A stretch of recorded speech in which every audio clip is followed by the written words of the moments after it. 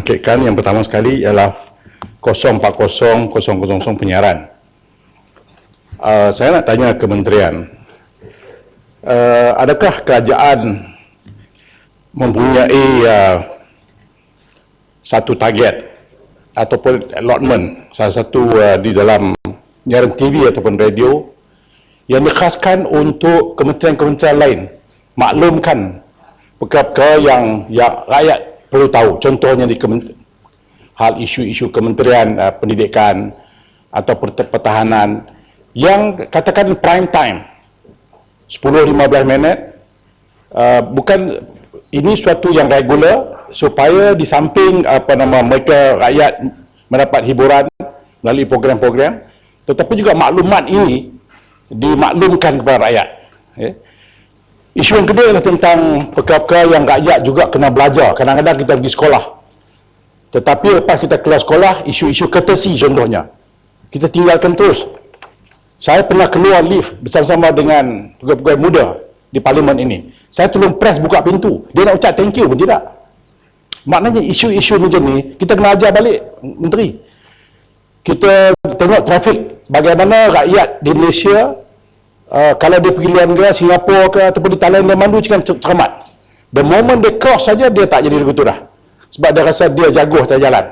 Isu-isu ini harus dimaklumkan secara continuous kepada rakyat, dan elemen pengajaran ini saya rasa harus dimasukkan dalam TV, walaupun short, sama ada sketsa ataupun cara-cara kita mengajar balik rakyat supaya courtesy ini berterusan. Saya rasa di antara FM station, Light FM contohnya 105.7 Light FM, ini station saya, it's English version, tetapi dalam setiap 2 jam atau sejam dia akan ceritakan benda-benda courtesy yang rakyat selalu belajar. Tetapi saya belum nampak stesen-stesen lain yang mengajar rakyat begini. Kadang-kadang kita berlepas pandang, tetapi bila kita di-remindkan selalu, ianya akan kembalikan kita kepada isu-isu ini. Ini pertama. Yang kedua ialah 050-000 Jabatan Penerangan. Saya nak tahu satu jumlah yang agak besar diberikan kepada jabatan ini. Cumanya saya nak tanya ke menteri, adakah menteri mempunyai program-program untuk berjumpa dengan pelajar-pelajar, contohnya berjumpa dengan sama ada pelajar luar negara, pelajar dalam sekolah-sekolah menengah atas ataupun universiti-universiti, di mana ada benda-benda yang pelajar-pelajar tidak mendapat maklumat daripada Kementerian Pendidikan, tetapi maklumat-maklumat ini boleh diberikan oleh kementerian, oleh Jabatan Penerangan. Saya masih ingat lagi dalam tahun-tahun 80-an dan 90-an, di mana pelajar-pelajar dikumpulkan dan pelajar-pelajar ini diberikan maklumat-maklumat yang lebih bermotivasi. Saya tahu ada elemen politik, tetapi itu bukan benda yang saya nak bincang di sini. Tetapi harus ada usaha untuk memberikan pelajar-pelajar ini isu competitiveness, contohnya. Bagaimana mereka harus hard working. Kemudian bagaimana mereka harus mempunyai kekuatan untuk bersaing antara sama lain. Saya naik perkara-perkara ini harus dimainkan balik oleh Jabatan Penerangan ini, supaya di samping isu-isu yang dibangkitkan di sekolah-sekolah, tapi juga pelajar-pelajar kita mendapat maklumat-maklumat ini yang luar daripada lingkungan politik. Seterusnya, Musi tentang 06000 jasa. Ini satu peruntukan yang besar. Saya nak tanya Tok Menteri, penubuhan jasa saya faham bertujuan politik. Tetapi di samping politik yang kita tidak pertikaikan, tetapi adakah jasa juga mengambil sikap untuk membangunkan masyarakat, sensitif kepada isu-isu masyarakat, contohnya isu hubungan ras, isu pimpinan di peringkat bawahan. Saya rasa jasa harus mempunyai program yang lebih tersusun daripada memberikan atau menumpukan perhatian mereka yang terlalu banyak kepada isu-isu politik. Dan akhir sekali Tok Musi adalah tentang Finas 10,000. Saya melihat kita berbelanja walaupun tidak besar, tetapi 19 juta itu besar juga. Saya melihat khususnya filem-filem yang diterbitkan di Malaysia. Walaupun ramai di antara kita kadang-kadang tidak senang dengan apa yang dihidangkan oleh pihak Amerika, tapi sedar tidak sedar, akhir sekali kita tengok, kita lihat movie-movie Amerika ni, dia elemen patriotism diselitkan dengan secara subtle dan kita tak sangka. Jadi saya rasa Finas harus mempunyai pemikiran baru. Di samping kita mengeluarkan filem-filem kita, tetapi harus ada elemen patriotisme, realiti kepada masyarakat. Dan akhirnya apabila masyarakat selepas menonton satu rancangan yang dikeluarkan oleh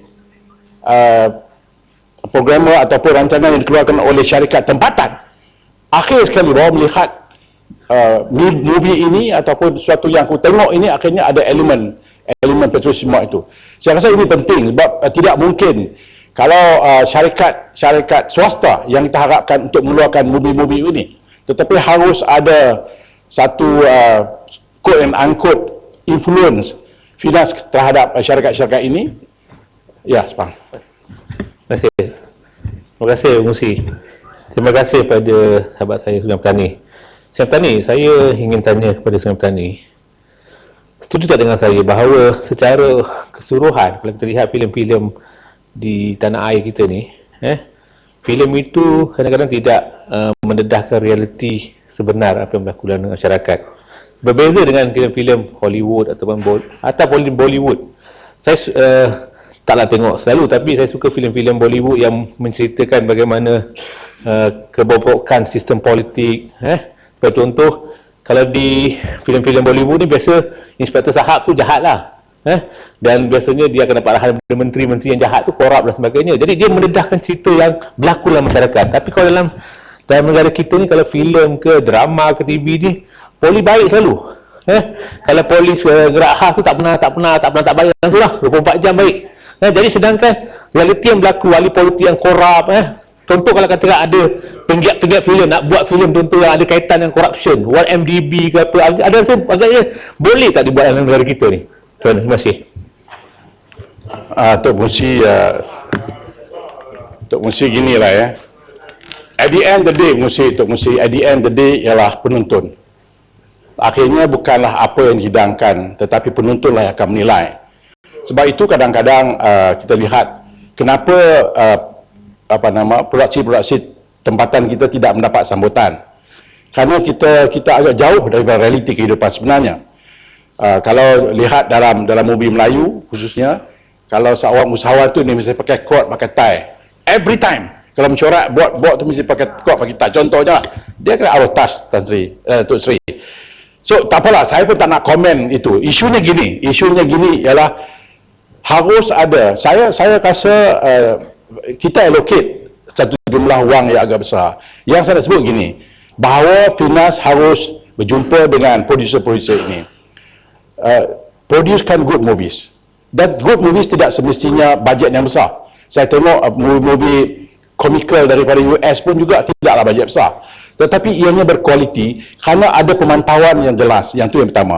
Yang kedua, kualiti mereka keluarkan bersesuaian dengan selera penonton. Dan akhir sekali yang saya nak minta ini harus ada elemen patriotisme. Saya mungkin pembangkang. Tidak maksud saya benci negara saya. Pembangkang juga sayang ke negara. Tetapi harus ada elemen patriotisme. At the end of the day, Tok Sri, bila kita keluar daripada melihat satu movie, kita rasa, I'm glad, thank you, I am so proud to be Malaysian. Harus ada elemen itu. Elemen itu mesti ada. Terima kasih, Tok Sri.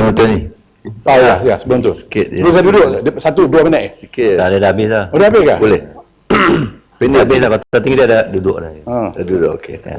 Boleh tumpang dengan seat nanti. Ya, terima kasih. Terima kasih. Assalamualaikum.